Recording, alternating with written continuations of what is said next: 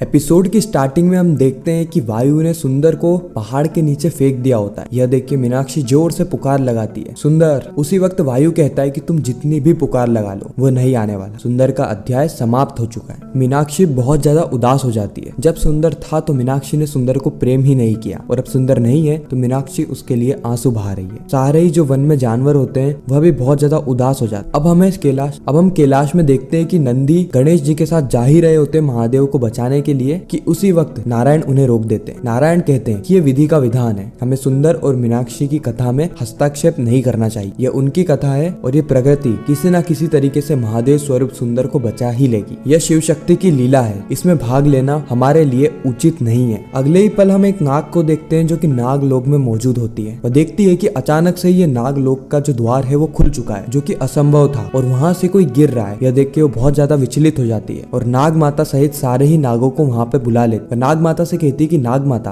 बिना आपकी आज्ञा के नाग लोक का द्वार कैसे खुल सकता है और कोई वहाँ से गिर रहा है। आप अपनी दिव्य शक्तियों से स्मरण करके बताइए कि आखिर वो कौन है। नाग माता अपनी आंखें बंद करती है और अपनी दिव्य शक्तियों से देखती है कि वह और कोई नहीं बल्कि महादेव का स्वरूप है। वो सारे ही नागों को कहती है कि वो हमारे आराध्य महादेव है, इसलिए हम सभी को जाना होगा उनकी रक्षा के लिए। इसलिए सारे ही नाग अपने असली रूप में आ जाते हैं और महादेव की रक्षा के लिए वहाँ पर उपस्थित होते हैं। सारे ही नाग वहाँ पे शिव के लिए शैया बनाते हैं। वो कहते हैं ना कि अगर उद्देश्य सही हो तो मार्ग अपने आप निकल आते हैं। अगले ही पल हम वायु को देखते हैं जो कि मीनाक्षी से कहता है कि चलो तुम्हारा प्रेम तो गया, अब तुम्हारा दंड बाकी है। चलो अरुणासुर के पास, वह तुम्हें मृत्यु दंड देंगे। बहुत सुंदर कर रही थी ना, अब बहुत सुंदर तरीके से तुम्हें दंड मिलेगा। मीनाक्षी कहती है कि वायु अपनी हद में रहो। वायु क्रोधित होकर कहता है कि स्त्री होकर इतना अभिमान, तुम्हारे केश पकड़ के मैं तुम्हें यहाँ से अपमानित करते हुए अरुणासुर के पास लेके जाऊंगा। मीनाक्षी कहती है कि हाथ लगा के तो देखो, अगर तुम्हारा हाथ नहीं काट दिया तो मेरा नाम भी मीनाक्षी नहीं। वायु कहता है अच्छा,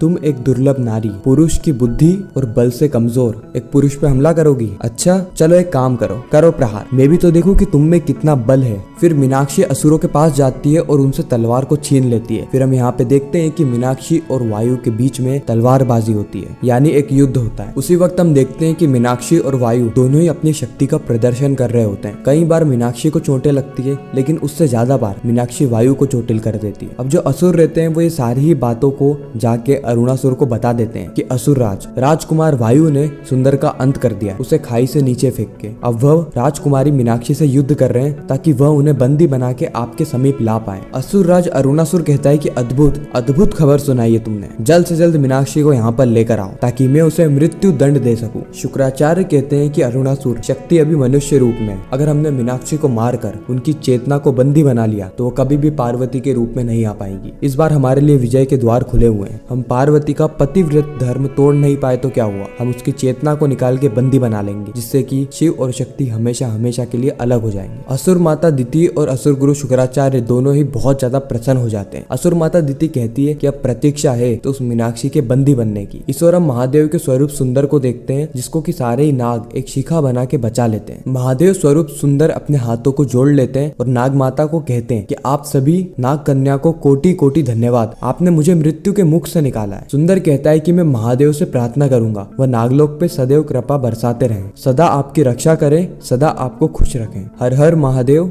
हर हर महादेव। नाग माता मनी मन में सोच रही होती है कि इसका अर्थ ये है कि महादेव के इस रूप को शिव होने का ज्ञात ही नहीं है। हो सकता है इसके पीछे भी कोई उद्देश्य हो कि बिना उद्देश्य के महादेव कोई भी कार्य नहीं करते। नाग कन्या कहती है किंतु आप स्वयं ही महादेव, लेकिन उसी वक्त जो नाग माता होती है वो बात को काटते हुए कहती है कि महाज्ञानी लगते हैं, महादेव नहीं महाज्ञानी, और अगर आपने महादेव से कहा है तो हमारे लोक में सदैव सुख और समृद्धि बनी रहेगी। आप यहाँ पे जितने वक्त के लिए रुकना चाहते हैं उतने वक्त के लिए रुक सकते हैं, और अगर आपको आपके उद्देश्य की पूर्ति करनी है तो आप अपने उद्देश्य की पूर्ति करने भी जा सकते हैं। सुंदर कहता है कि हाँ, मुझे मेरे प्रेम को हासिल करना है, अगर मैं वक्त पे नहीं पहुंचा तो वह असुर मेरे प्रेम को मृत्यु दंड देने वाला है। मुझे जाना होगा उसकी रक्षा के लिए, मुझे अपना प्रेम पाना होगा, किंतु मैं जाने से पहले आप सभी को एक उपहार देके जाऊंगा। जब मैं समुद्र की लहरों से बहकर वन में पहुंचा था तो मेरे पास एक मणि थी जो कि बहुत ही खूबसूरत प्रतीत होती है। मैं चाहता हूँ कि वह मणि मैं आप सभी को दे दूं। उसके बाद सुंदर वह मणि निकालता है जिसके अंदर बहुत ज्यादा चमक होती है और वो महादेव से कहता है कि महादेव, अगर मैंने आपकी सच्ची आराधना करी है तो इस मणि को अलग अलग भागों में बांटकर इन सभी नागों को दे दीजिए। उसी वक्त हम कैलाश में देखते हैं कि नारायण प्रकृति से कह रहे होते हैं कि प्रकृति,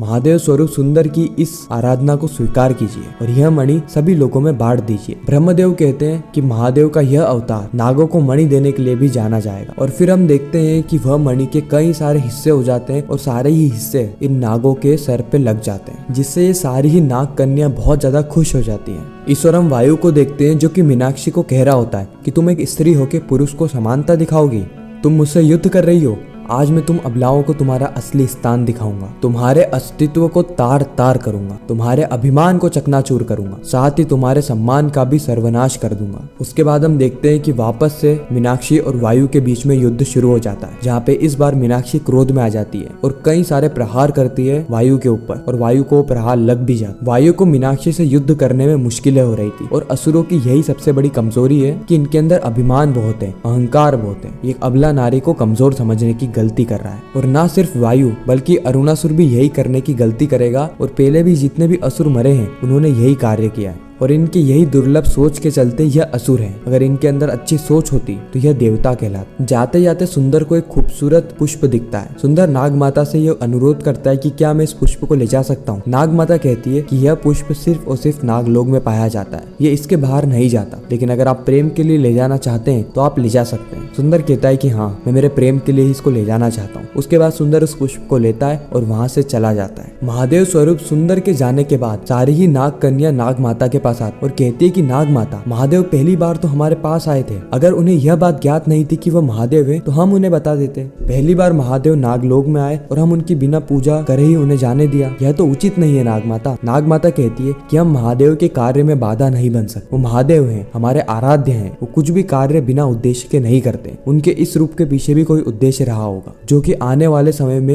यह पूरी ही दुनिया को ज्ञात होगा। और हम सब कितने ज्यादा सौभाग्यशाली है कि महादेव ने हमें उपहार में ये मणि दी। यह बात सदा सदा के लिए याद करी जाएगी कि नागों ने महादेव के स्वरूप की रक्षा करी और महादेव ने नागों को यह नागमणि दी। ईश्वर हम वायु और मीनाक्षी के युद्ध की बात करें तो वायु ने अपनी शक्तियों से मीनाक्षी के हाथ से तलवार को गिरा दिया होता है। अब मीनाक्षी के पास कोई भी अस्त्र नहीं होता है, जिसके बाद वायु कहता है कि मूर्ख है वो अरुणासुर जिसने अपने राज्य की स्त्री को एक सेनापति बनाया। अब समय आ गया है मीनाक्षी जब मैं तुम्हारा अपमान करूं। मैं तुम्हारे केश को पकड़कर तुम्हें अपमानित करके यहाँ से घसीटता हुआ अरुणासुर के पास ले जाऊंगा। उसके बाद वायु मीनाक्षी की शिखा पकड़ने आ ही रहा होता है कि मीनाक्षी जाती है, तलवार उठाती है और तेज रफ्तार से उस तलवार से वायु के हाथ को काट देती है। जी हाँ, मीनाक्षी ये सारी चीजें इतनी जल्दी करती है कि वायु का हाथ हिले उससे पहले ही कट जाता है और यह देख के सारे ही असुर चौंक जाते। और इसी के साथ यह खूबसूरत एपिसोड यहीं पर ही खत्म हो जाता है, इस सस्पेंस के साथ कि आगे क्या होगा, किस तरीके से महादेव मीनाक्षी के पास आने वाले हैं और क्या मीनाक्षी वायु को मृत्यु के घाट उतार देगी। तो ये सारी ही चीजें आपको आने वाले एपिसोड्स में पता चलने वाली है।